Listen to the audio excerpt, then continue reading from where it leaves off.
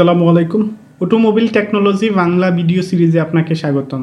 হাজারো পার্টসের সমন্বয়ে গঠিত হয় একটি অটোমোটিভ ভেহিকেল। একটি গাড়ির প্রত্যেকটি পার্ট আলাদা আলাদাভাবে কাজ করে গাড়িকে সচল রাখে। কোন পার্ট কী কাজ করে, ড্যামেজ হলে কী ধরনের সিমটম দেখা দেয় এবং এর ফলে কী কী রিস্ক থাকতে পারে, এরূপ বিষয়গুলি নিয়ে আলোচনা করা হয়ে থাকে এই ভিডিও সিরিজে। টার্বোচার্জার ইন্টারনাল কম্বাসন ইঞ্জিনে ইনটেক এয়ারের চাপ বাড়িয়ে ইঞ্জিন সিলিন্ডারে বেশি পরিমাণে বাতাস প্রবেশ করাতে টার্বোচার্জার ব্যবহৃত হয়। এর ফলে বেশি বাতাসের সাথে বেশি ফুয়েল অ্যাড করে ছোট ইঞ্জিন থেকে বেশি হর্স পাওয়ার এবং টর্ক পাওয়া যায়। টার্বোচার্জার ইঞ্জিনের এক্সস্ট ম্যানিফোল্ডের সাথে ইনস্টল করা থাকে। এটি একটি শ্যাফটের মধ্যে টারবাইন এবং কম্প্রেসর লাগানো থাকে।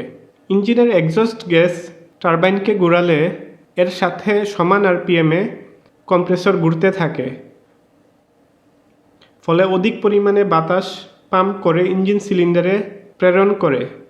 টার্বোচার্জার খারাপ হলে যে ধরনের সিমটম পাওয়া যায় তা হচ্ছে ইঞ্জিনের পাওয়ার কমে যায়, ঠিকভাবে অ্যাসেলারেট করে না, টার্বোচার্জার থেকে শব্দ আসে, ইঞ্জিনের অয়েল কনজাম্পশন বেড়ে গিয়ে অয়েল লেভেল কমে যায়, ড্যাশবোর্ডে চেক ইঞ্জিন লাইট শো করে, এক্সস্টে বেশি পরিমাণে ধোঁয়া বের হয়। টার্বোচার্জার খারাপ হলে তা প্রয়োজনীয় রিপেয়ার বা পরিবর্তন করে নিতে হবে।